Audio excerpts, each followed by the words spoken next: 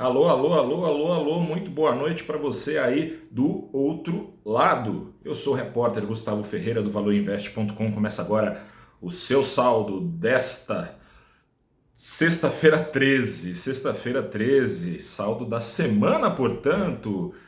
Venho te avisar que essa semana da Bolsa vai terminando com realização de lucros, uma realização alimentada pela mesma cena macroeconômica que permitiu à Bolsa, ao longo da semana, a sua primeira semana de ganhos de 2023, com uma queda hoje do Ibovespa de 0,84%, o principal índice da Bolsa encerra a semana com ganho de 1,8%.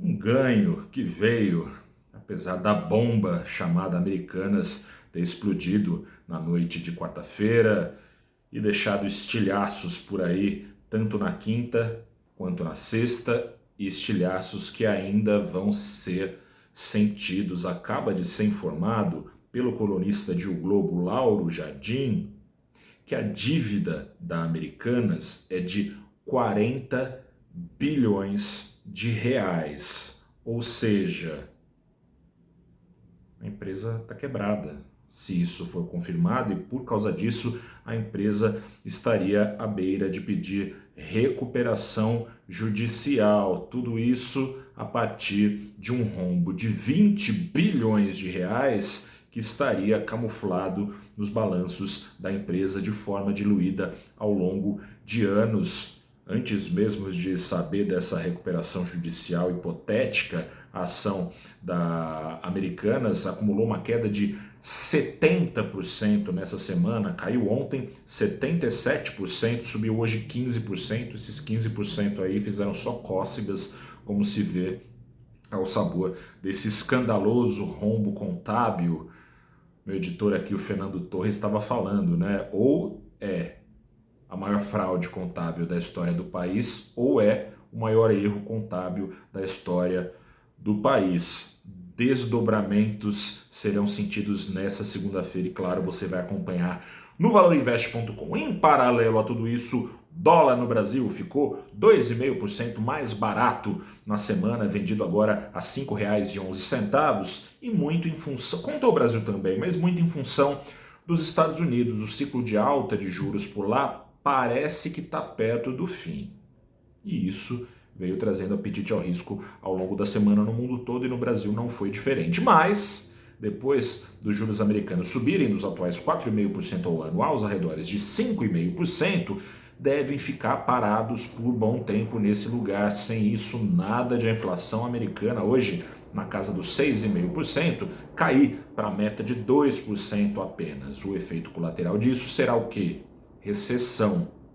É o que tudo indica. Assim sendo, explica-se a perda de apetite ao risco de investidores estrangeiros hoje, que aqui no Brasil encontraram mais razões para cautela.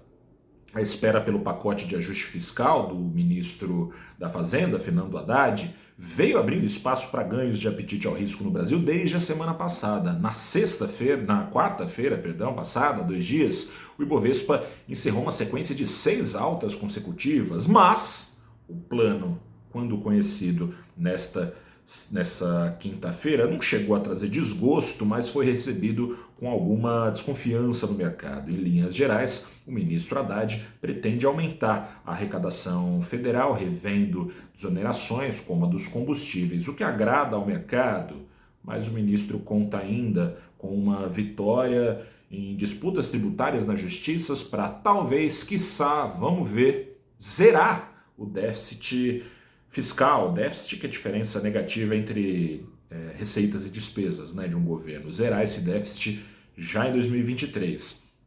O problema é que esse ovo aí pode não estar dentro da galinha, né? Não dá para contar com isso. Seja como for, uma perspectiva de entre 0,5% e 1% do PIB de déficit, equivalente, né, ao PIB, a meio ou 1% do PIB, é bem menos pior do que os mais ou menos 2% que estavam projetados, economistas respeitados pelo mercado, com passagens pela gestão pública, por governos, caso de Mansueto Almeida, do BTG Pactual, e Joaquim Levy, do Banco Safra, tiveram reunião eles e outros banqueiros, funcionários, né, de bancos, tiveram junto com o ministro Haddad. Os dois saíram elogiando os planos do ministro, mas tem aquilo, né, a disposição do ministro em tornar o governo palatável ao mercado vai se chocando com uma espécie de autossabotagem do presidente Luiz Inácio Lula da Silva. Lula andou reclamando aí na semana que gastos são chamados de gastos e não de investimentos, como se política fiscal fosse uma questão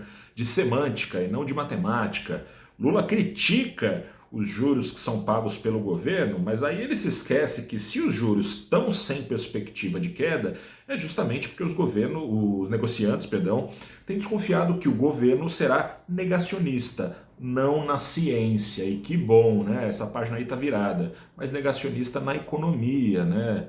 Enfim, Haddad vai se esforçando em conferir um verniz fiscalmente responsável para o governo, mas o problema é que o Haddad só não faz verão, e o Haddad é ministro, não é presidente. O presidente é Lula, que tem feito esse tipo de sinalizações. Quer saber mais sobre isso? Então eu te convido a conversar comigo, com a Marcela Rocha, que é economista-chefe da Principal Claritas, e também com o professor do IBMEC Rio de Janeiro, Alexandre Espírito Santo, economista da Orama.